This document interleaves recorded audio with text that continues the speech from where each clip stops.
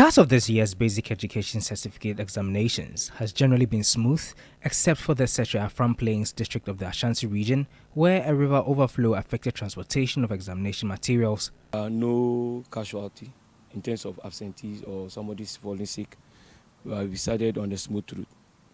So we are only hoping and praying that at the end of it all, everything will go on smoothly as planned. What we are doing is not different from what WAEC has asked us to do, but we make sure that we have recruited men and women of integrity to invigilate and supervise over the children.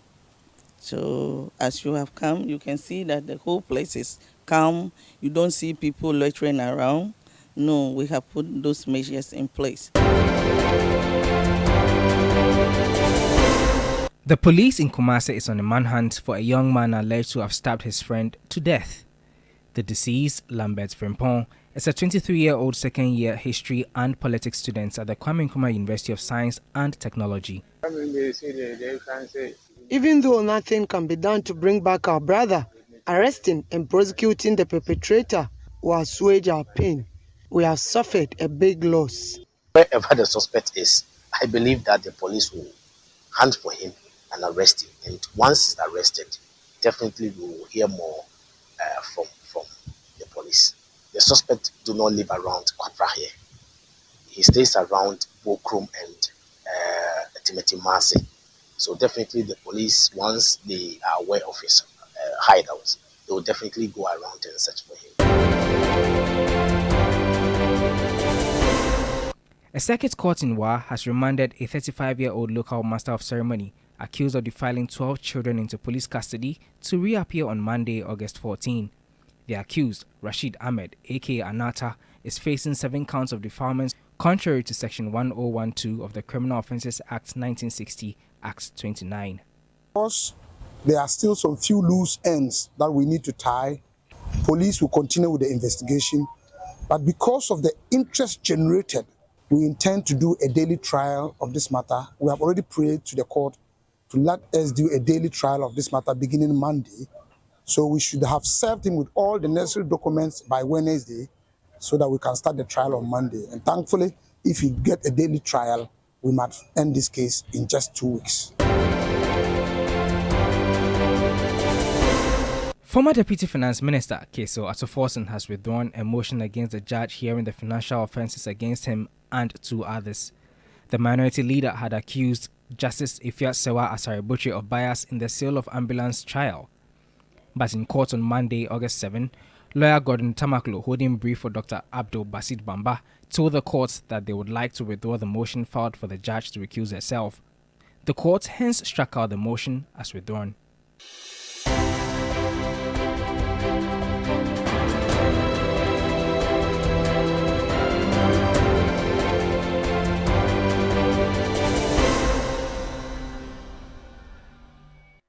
Oh, there's more news on 3news.com. Make some time and visit 3news.com. Coming up next here on Ghana Tonight, the West African Examinations Council is concerned about the arrears owed it by government of Ghana as the 2023 Basic Education Certificate Examinations, as BECE, begins today with over 600,000 candidates sitting for the exam.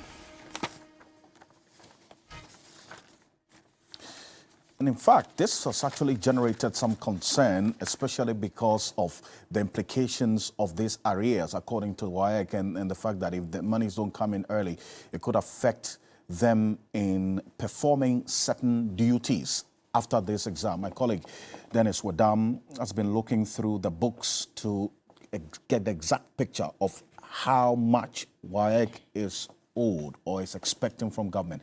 Dennis, what have we found? Well, so according to WAEC, they would need about 70 million Ghana cedis approximately to be able to conduct the entire basic education certificate examination, which is the BECE.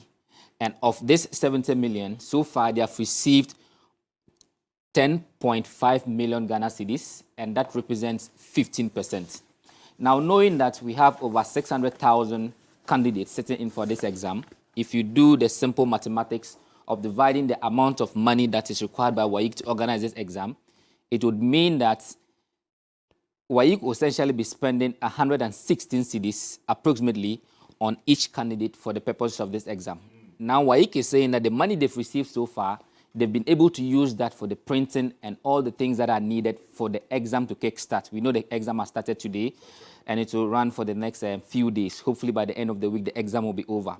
But WAEC says that if they do not get the rest of the money in the coming days, it will be very difficult for them to continue with the other parts of the examination, which will include the marking and other things that will be needed to be done with respect to the exam. So by way of figures, this is what we have and this is what we do know. So what it essentially means is that the government would have to pay WAEC 59.5 million cedis more to be able to finish up with the exam and have everything done with. That's the marking and all of that. Yes. I see. But so stay with me, Dennis. Let's get some quick reactions on this. Dr. Clement Apak is the deputy ranking on the Education Committee of Parliament. He's a Bosa South Member of Parliament as well. Thank you so much for your time here on Ghana Tonight, Dr. Clement Apak. Did this arrears that WAEC is talking about, did it come to the attention of the committee before you went on recess as Parliament, I mean the Education Committee? If it did you get any updates on when this arrears is going to be cleared? First of all, this never came to the committee, but those of us on the NDC side in Parliament, we raised the issue by addressing the press in Parliament, calling attention to government's indebtedness to WAEC and outstanding arrears. Going back to last year, government then made us aware that it had made provision as announced by the Deputy Minister for Education, Reverend Tumfojo, for WAEC to be able to undertake its obligations. So it comes to us as a shock and a surprise that WAEC is now telling us that contrary to what government had indicated, only a paltry 10 million out of about 70 million has been provided. So we would like to call government to immediately make the resources available to WAEC, because if that does not happen, after the papers have been written, they wouldn't be marked and they wouldn't be graded. This is a very dire situation that calls for urgent action by government. I see, but also, if you knew, I mean, that there was a situation, but then WAEC came out to say something to the contrary. Now this has come up. You are on recess as Parliament, though. But then again, the question is, what can be done to ensure that the fears that WAEC is expressing, that, look, if we don't get this money, we can't even mark the papers, would not materialize? So, and I fail to understand why year in, year out, budgetary allocations are made and approved to support all the 3 tiers of education. And yet, in particular, government seems to shortchange basic education. As we speak, computation grants are in arrears of 7 terms. This is the equivalent of 2 years and more. And as I've said time of that number, these are the monies that head teachers use to procure chalk, attendance registers, to fix broken down doors and windows, to fund culture and sporting activities. And so to think that government owes computation grants in excess of 2 years is unconscionable. This cannot be acceptable. Again, it is not just in the area of computation grants. Government also owes those who were contracted to produce textbooks to complement the new standard-based curriculum. And because of this, the publishing houses have not been able to produce sufficient books to supply to our public basic schools. So as we speak, not even one public basic school in Ghana has a full complement of textbooks based on the new standard-based curriculum. So you ask yourself this, is government truly serious about education in this country? And if government is serious, that seriousness ought to be demonstrated by government meeting its obligations as far as basic public education is concerned. Okay. We are not seeing that. It is time for teacher unions, it is time for parents and civil society organizations to call government out for failing to meet its obligations as far as public basic education is concerned. We cannot tolerate this type of conduct from a government which we pay our taxes to, which has an obligation to ensure that teaching and learning at every level, and in particular the basic level, goes on smoothly. Okay, but we are not seeing that. Dr. Clement Park, what has the precedence been, in the timeous release of funds to WAEC to finance this BECE in the past? How has it been? Because anytime this comes up, in fact, the reaction from the Education Ministry is that, look, this is not the first time. And so is it really the case?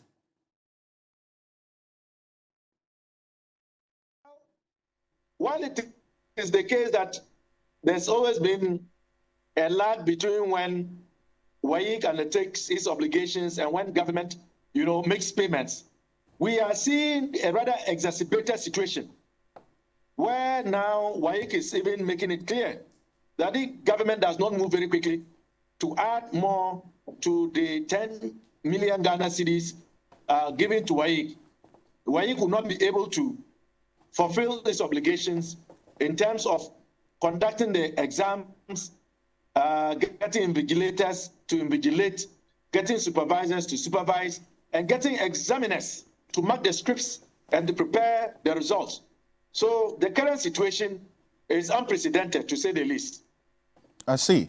But then again, just a bit away from this WAEC situation, you say that capitation grant is in arrears of what? 6 terms? That's like 2 years? But in addition to this term, it's 7 terms in arrears. 7 terms. That is how dire the situation is. It is so bad to the extent that head teachers have gone on basis to take chalk attendance to try and keep our Alfred. It is terrible. It is terrible, to say the least. But did you as MPs or the Education Committee at any point get any updates on when this capitation grant is going to be paid, the arrears? Because if it's 7 terms, that's, if you have 3 terms in a year, that's like 2 years, over 2 years, right? And the headmasters, from what you're saying, are borrowing, taking loans to run the school. Did you get any updates? Well, we raised the questions, we filed a number of questions. And in fact, believe you me, the finance minister, when he came on the 31st of July to present the media budget statement, actually sought to boast to the effect that capitation grants had been increased. And I said, no, you can't say capitation grants have been increased when in fact you owe and you have not paid. And as a result of those arrears, head teachers are struggling to keep public basic schools running. So I don't know why this government, and in particular the finance minister, can talk the talk, but they don't walk the walk. Why do you come and tell us that because of capitation grant and the increase in the grant, this has increased, enrollment? When at the same time, we know that for the last 2 years, you have not remitted even 1 pesewa in lieu of capitation grants. So they are not being honest. They are being deceitful. And I think very soon the chickens will come home to roost. Very soon the headmasters would refuse to take loans. And in fact, parents are going to have to bear the brunt. In some instances, as we are beginning to pick up across the country, parents are funding basic education for their wards, when that shouldn't be the case. Dr. Clement Park, I appreciate your time here on Ghana Tonight and this details. And this is an issue that, in fact, we're going to take quite seriously and keep the steam on this capitation grant matter. But let's stay a bit further with the BECE, because there's another issue that's also developing in there. Dennis, you've been looking at the numbers in terms of the breakdown and also the past, how the situation has been. What are we looking at? Well, so we've been looking at the numbers over the past 10 years, and this is kind courtesy African Education Watch. They put this together, but when you look at the data, there's a lot to say about it. But the first striking thing that you see about the data is the fact that when you look at this particular year, where you have over 600,000 candidates sitting for the exam, you would see that when it comes to the female representation, you have over 300,000 candidates sitting for that exam this year. I see. And that represents 50.01. When you look through the previous years, like I said, at least for the past 10 years, you would see that this 50% is the first time it is occurring. So it means that for this exam, we have females being more than males sitting for the exam, at least for the 10 years that African Education Watch has done this. Mind you, the BECE has been going on for the past 33 years, but this is just for 10 years. I see. So that's a very good context that yes, you put in. The other thing that strikes us when you look at this data is the growth year on year.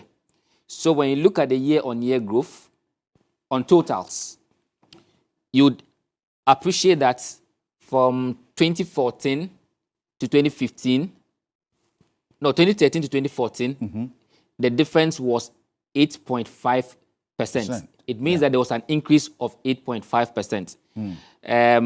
The following year, it increased by 3.5%. It increased again by 5.2%. There have always been increases, except that when you look at the increase this particular year, it appears to be the second, or in fact, it is the second highest increase within the last 10 years. I see. So that is also something that stands out in this particular data. Now, there's also been another issue which African Education Watch raises, that these candidates we are looking at today, they went to school in 2012-2013 academic year. That's when they entered. That's when they entered school. The education system. KG1 enrollments. That's how they captured it. So the people who entered KG1, yes, are the ones who are writing BECE today. BECE today. I see. And per the data, that the people who entered KG1 in 2012-2013 were 906,942. By the time they are writing BECE today, they are now 600,714. What it means is that 33.8% of them got missing in the system. That's over 300,000. Yes. That's what 300,000 students or peoples got missing in the system. And that is why African Education Watch is saying that we need to be able to account for all of these. Interesting point. Now, there. for the girl factor that we are looking at, at the time they were in KG1, the girls were 450,474. By the time they got to JSS 3, now today they are writing their BECE, they are over 300,000. What that also means is that in their case, 33.3 of them got missing in the system. That's about over 150,000 girls who started KG1 in 2012 and should have been part of this group.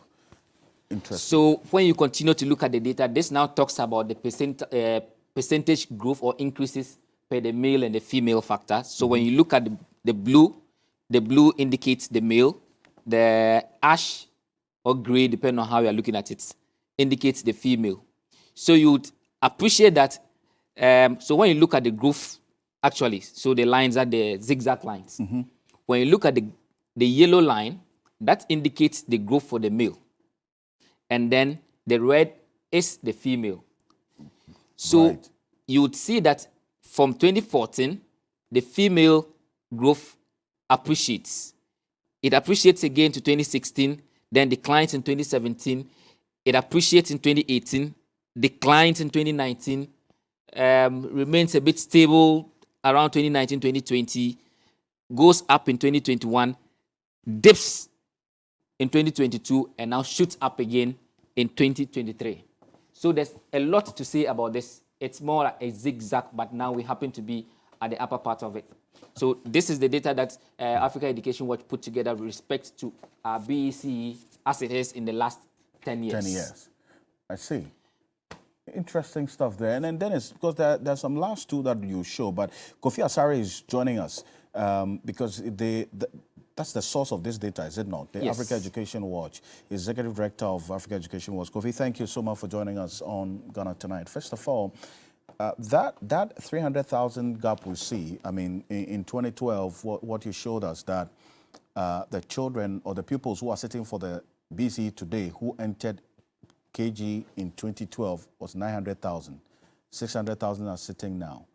with your research, were you able to identify what had accounted for the rate of fallouts that led to this 300,000 not sitting for the BECE today?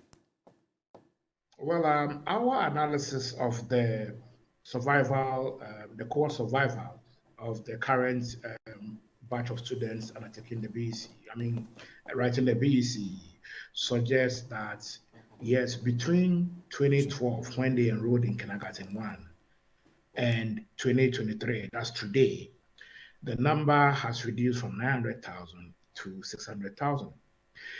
Numerically, the implication is that 300,000 have left the school environment or the education system because they are not writing the BECE. Bear in mind that Ghana's basic education system does not end without one writing the BECE. And so the meaning is that they have not finished basic education.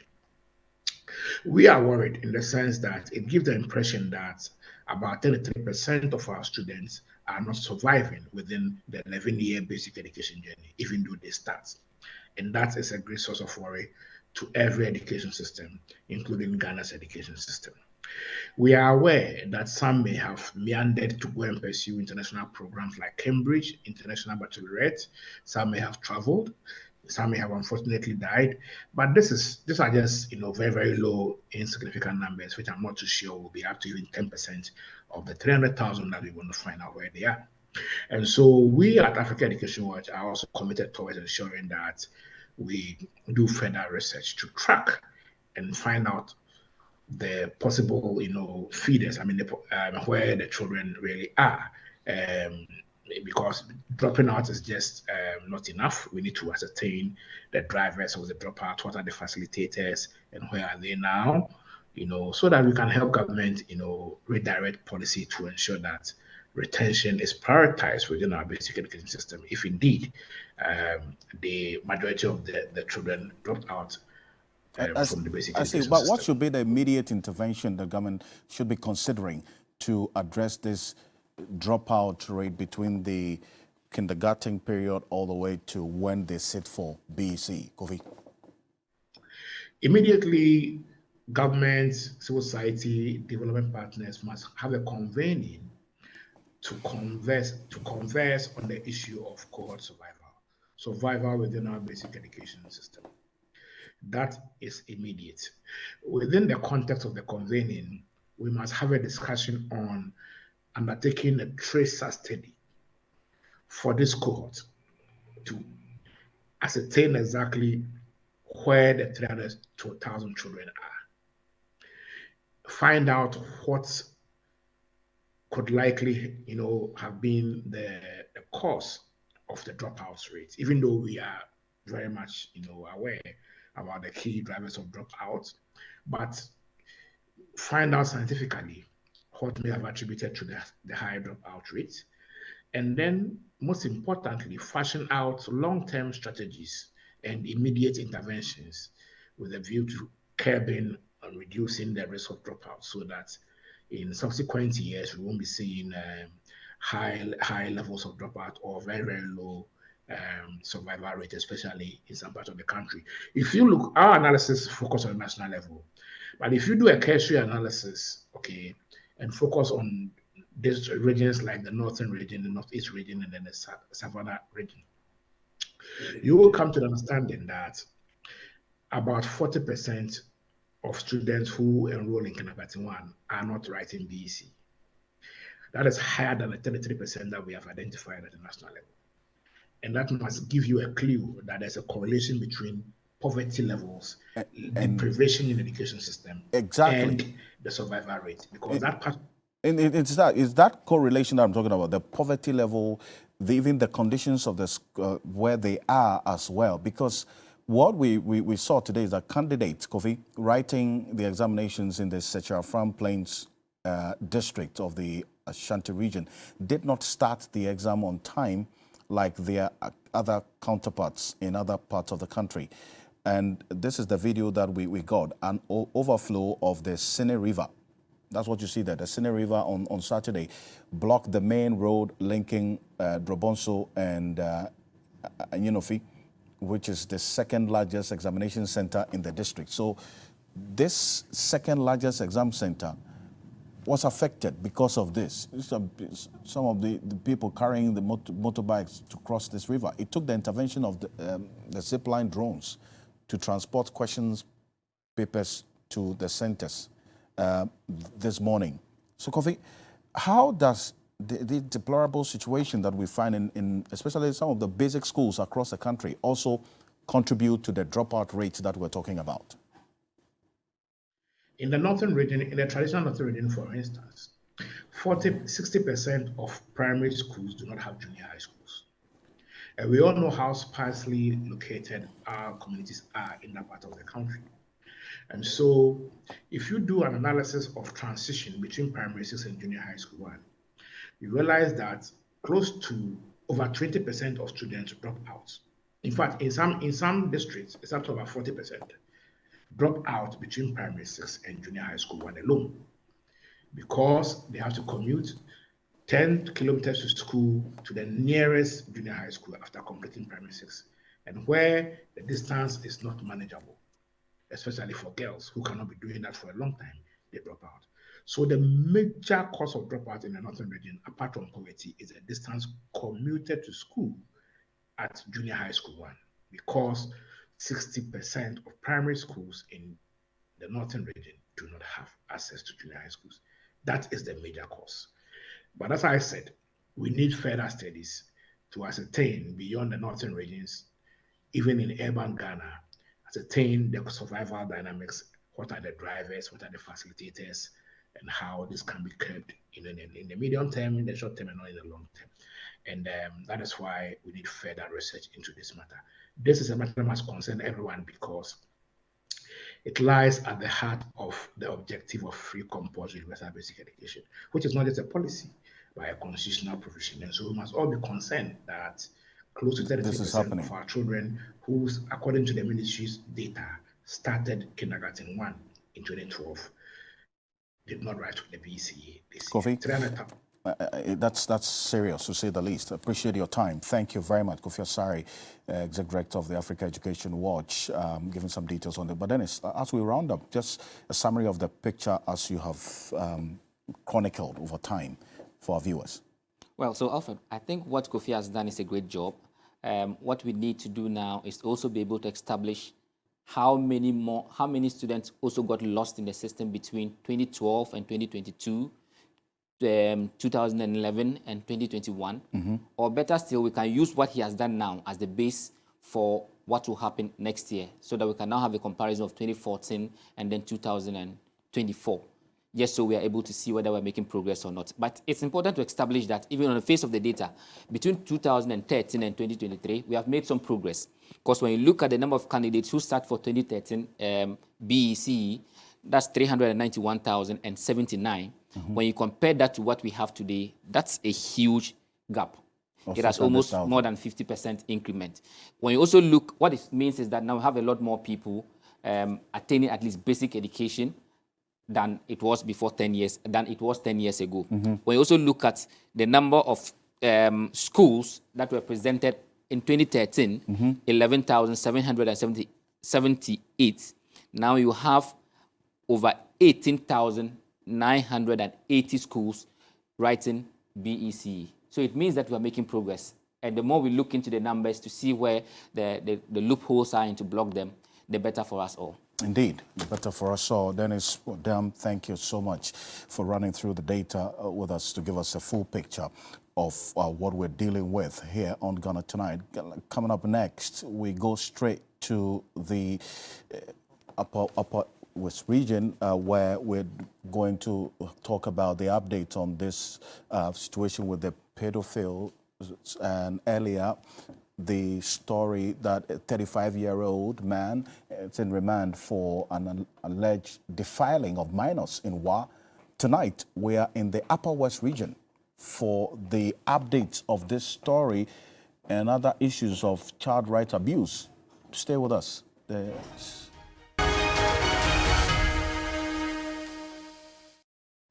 Welcome back to Ghana Tonight. A 32-year-old local Master of Ceremony, the MC, Rashid Ahmed, is facing prosecution for allegedly defiling 10 girls. in the Upper West Regional capital of WAEC. He's currently facing a total of 10 counts of defilement and indecent assault of a minor contrary to Section 10 and 103 of the Criminal Offences Act. The prosecution has told the WAEC High Court the accused lured the victims after becoming acquainted with them. Let's hear from the state attorney on this particular issue. Now, Saeed Abdul Shakar is the principal state attorney who spoke to the media after today's court proceedings, and my colleague Ibrahim Wangara was there for us. Take a look. Today, the alleged pedophile was arraigned before court and charged with 11 counts of sexual assault on minors between the ages of 10, 11, 13, 14, and the oldest was 15 years. Immediately, the matter was reported to the police. The accused person took a flight from the jurisdiction. He later on spoke to radio stations and indicated that he was advised to go out of the country until calm returns. He sneaked back into the country, and the police, thanks to their intelligence, they were able to arrest him. So today, for the first time, we have arraigned him before court.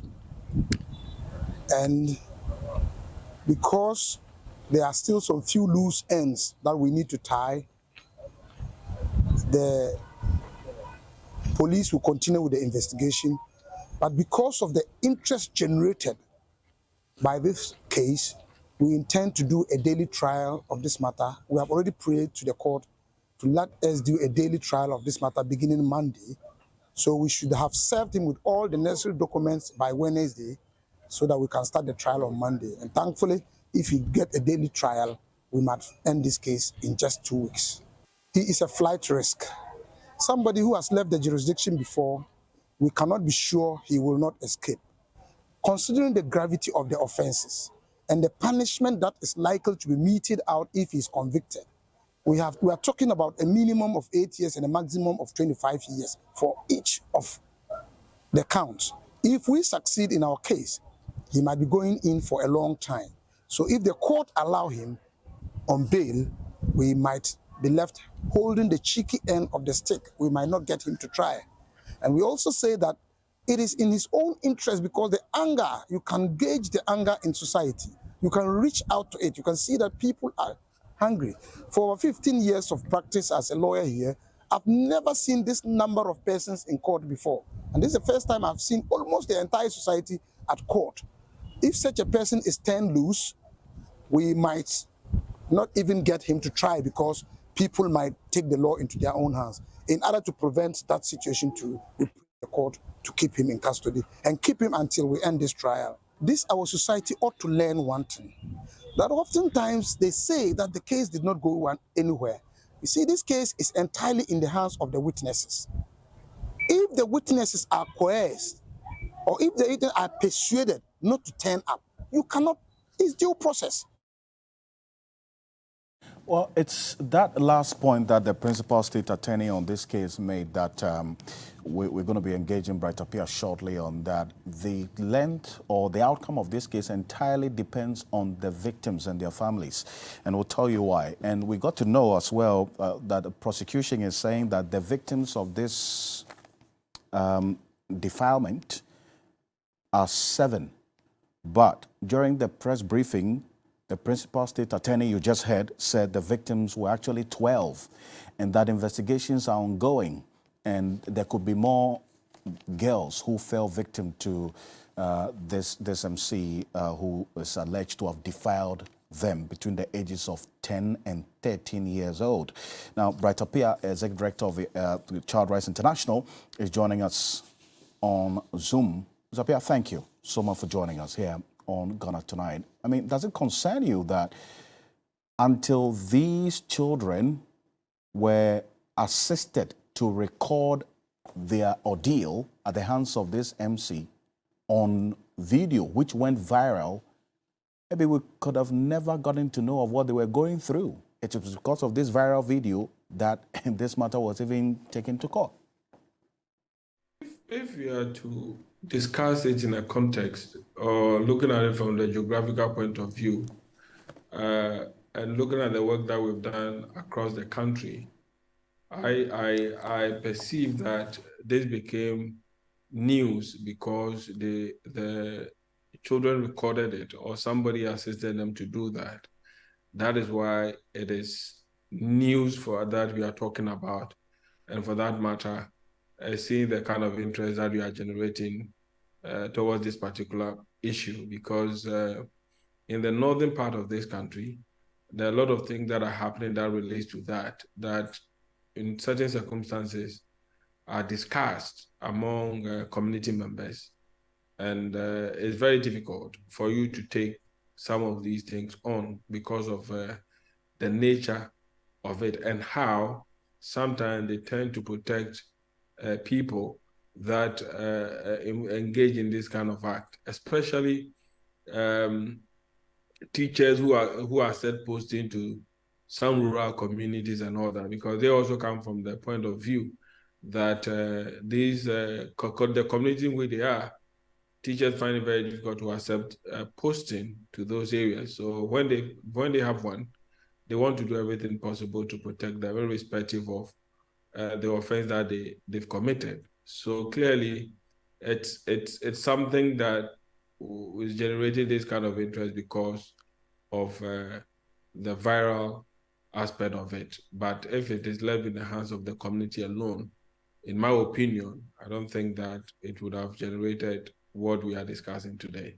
But you see, that's the concern, is it not? Because, I mean, this is the viral video, I mean, which we can show our viewers of, that even ignited this whole court process in the first place. So what can be done to create that safe environment for children who are abused sexually or otherwise in this community, for instance, to have the confidence, the boldness to go and report and not have it recorded on the viral video, so it goes, I mean, on video, it goes viral, and that's when action is taken? There are a number of cases that when you even want to pursue it, the parents of the children are not willing to be involved. The whole community are not willing to be involved and all that. So it makes it a bit difficult for you to pursue some of these cases. But whatever it is, I think that issues about children, the state has a lot of share in it in terms of how we protect our children and the system that is required for us to do that. And we expect that everything will work mechanically to ensure that the protection of children are done in a manner, not only when issues has happened, but also to look at the preventive aspect of it.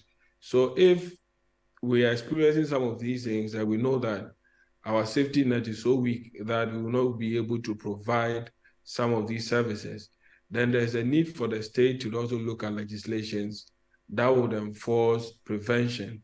And in this case, if you are talking about prevention, you're also talking about empowering the community members to have certain level of understanding to approach issues that relate to children in a manner that will not escalate to a level where they would also be looking at their interest in order to protect the image of the community. In most cases, it's about the image of the family, the image of the community, and even sometimes in school or churches and all that.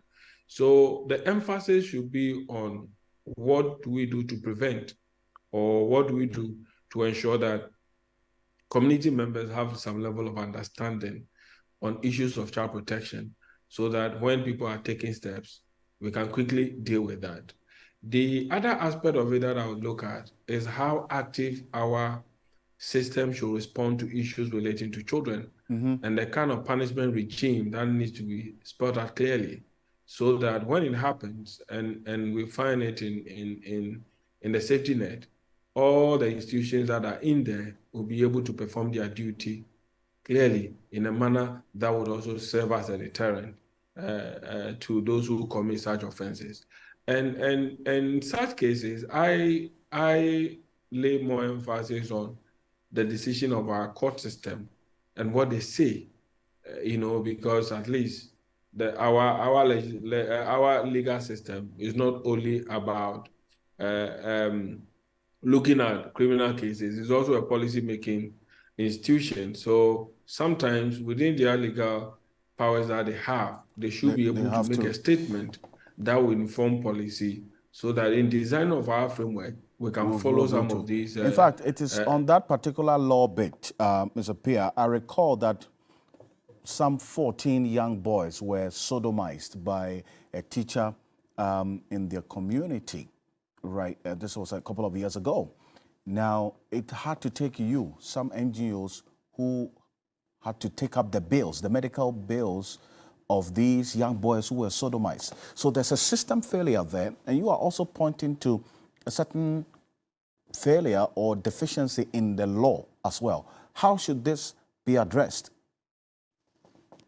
The simple way of looking at addressing some of these issues has to do with what we need to enforce within our constitutional framework to ensure that we defend the right of children. If children must go to the hospital to get a medical report, and that medical report would inform what the subsequent actions that will be taken either by the police or the court, and there's a price on it, then that is injustice. It is unfair to our children that they have to go through that. So it means that we are becoming selective in terms of the kind of justice that we give to our children, because if they don't have the money, then it means that they will not go through the justice system fairly, and they will not have the means of even doing that.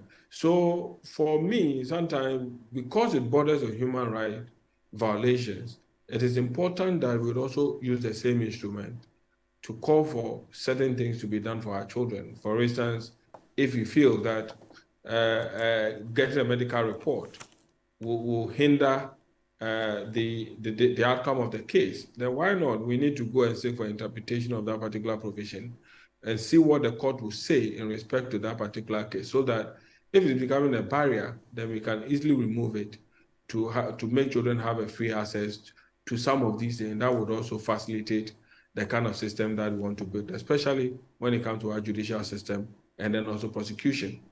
So it's one way that we can also use to get things done. And for me also, I think that the state must be proactive. And for the state to be proactive, I think that as citizens, we should respond in a manner that would let the state know that the interest of children is paramount, and that is a constitutional right of every child, that anything that concerns them, the state requires that their interests would also be represented, and their welfare will be a paramount decision of the state and any other body or any other institutions and all that. So this kind of enforcement would also put pressure on the state to do what is expected. What has to be done. And we are looking at a situation where we'll get to a level where most of issues that concern children will go through that kind of interpretation system. Indeed. So that would also become a law that we can also look up to and say that we can use that means to also fight for the right of our children. Mr. Pia, I appreciate your time and thank you. And it is that call you make about the issues of children being of utmost concern to the society is what leads us to this other issue, because there's a grave act of cruelty that has come to light in the OT region, where questionable adults have assumed legal authority and tied children to trees for claims of they being involved in minor infractions. Now, 2 such cases were found in the Karachi West and Jasikan district within the last 2 weeks. Here's a report that we found. Take a look. A boy of about 10 years old was tied to a tree in the bushes on July 22, 2023 at Old Chantine, a fishing community in the Karachi West district of the Otin region. The victim, Emmanuel, claimed that the suspect, Kobe, aka Apache, tricked him into the woods that he was going to carry some stuff from the next community and then accused him of stealing his bread. The victim, who's not enrolled in school, is reportedly staying with a fisherman identified only as Kwabena. The Karachi police later rescued the victim and arrested the culprit. haven't looked at the footage. It's like that they were preparing the child for slaughter, because no human being should be put into that situation. And so I don't think it is the best for this particular child to be given back to the parents. But in any case, this is an issue as well that some of your viewers brought to our attention too. We're following quite closely in the OT region, and we understand that people who have been taking the videos when these children were tied and so on are also subject for investigation in these two instances at least. But coming up next, the Economic Community of West African States, ECOWAS, is also mulling the idea of invading Niger as the ultimatum to reverse the coup ended yesterday. We have the trajectory of the situation in Niger and what experts are saying will be a possible outcome if there is a military invasion as well. And Colonel Festus Obaje, retired, is going to be joining us shortly. But we've been looking at the possible scenarios, right? And let me take you through this. This is the directive by ECOWAS, which elapsed yesterday. Okay, and what has led to some engagements as well. On Thursday, we understand. Now, ECOWAS demanded that President Mohamed Bazoum remains the legitimate president of Niger, and then also called for the release and reinstatement of the president, and also rejected any form of resignation that may come from His Excellency President Bazoum. And also, ECOWAS affirmed that they were going to use all measures, including force, to restore constitutional order in Niger if demands are not adhered to in a week. The ultimatum is in a week. Now, closure of land and air borders between ECOWAS and countries, that's ECOWAS countries and Niger. It is this one, the closure of the land and air borders between ECOWAS countries and Niger, which is also having some ripple effect. And I'm going to tell you shortly. And the other one they talked about was institution of ECOWAS measures as well. And the immediate measures they've decided to take is a freeze of assets of Niger in ECOWAS central banks, also a freeze of assets of Niger state and the state enterprises and parastatals in commercial banks, also the suspension of Niger from all financial assistance and transactions with all financial institutions, a travel ban and asset freeze for the military officials involved in the coup attempt, including their families. These are the measures that ECOWAS immediately has taken against the coup in Niger, and that's generated some reactions as well. Now, on that particular closure of the air and land borders, here's what we're finding out. Ghana is one of the biggest importers of onions from Niger. In fact, from the last data we checked from WAEC, in 2021, Ghana imported $33.1 million of onions, mainly from Niger. In fact, just for Niger alone, 21.7 million in that particular year, and then China, 8.3 million thereabout. Now, I want you to take a look at what's happening to the onion importers who were set to bring onion to Ghana. They are stuck as a result of this. Take a look.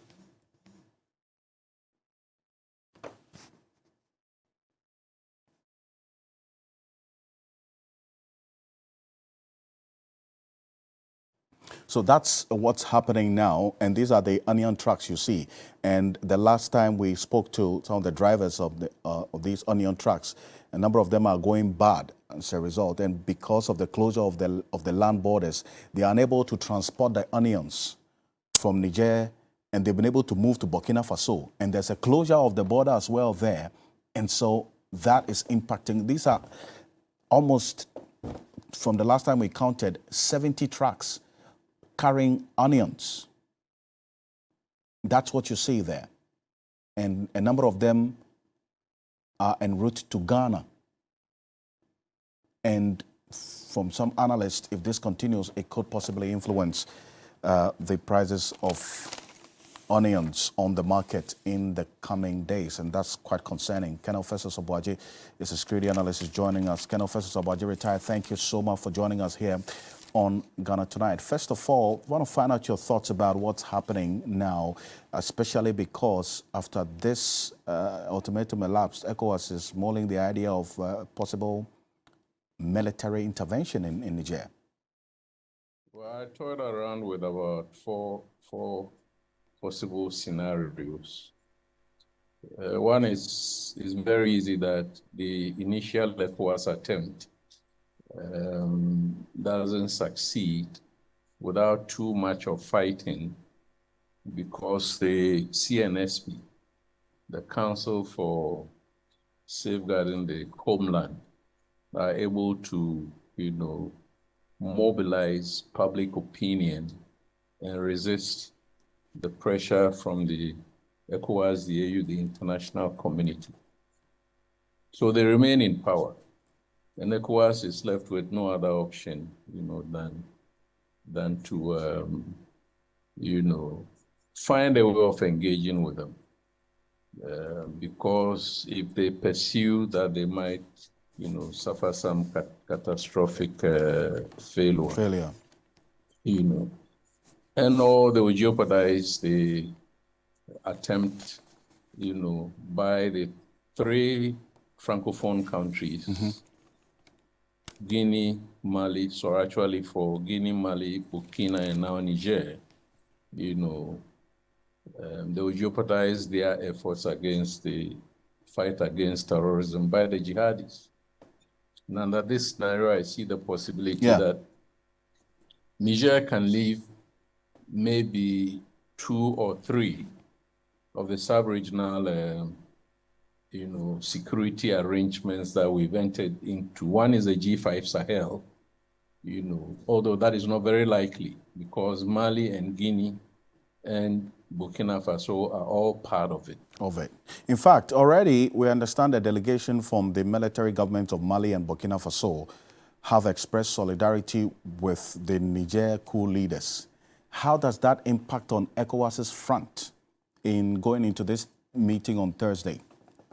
The case of Macky Sall, we never heard a statement from ECOWAS condemning Macky Sall for trying to re-engineer the constitution to go for a 3rd term and make the argument that all the time that I have already said are not part of the new constitutional provision. ECOWAS didn't say anything. We have the case of Alpha Condé, which instigated the coup in Guinea. ECOWAS didn't say anything. We have the case of Côte d'Ivoire, right? Ouattara, who also re-engineered the constitution to go for a 3rd term. And indeed, Ouattara has said that he's only going to leave the political scene if Laurent Gbagbo and Konan Bedie, also state that they are going to leave politics.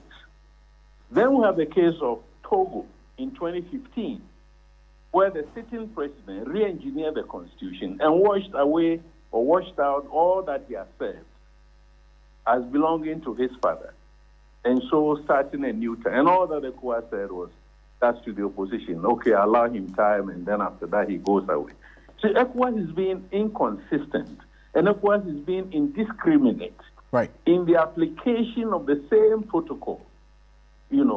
The protocol on democracy and good governance of 2001.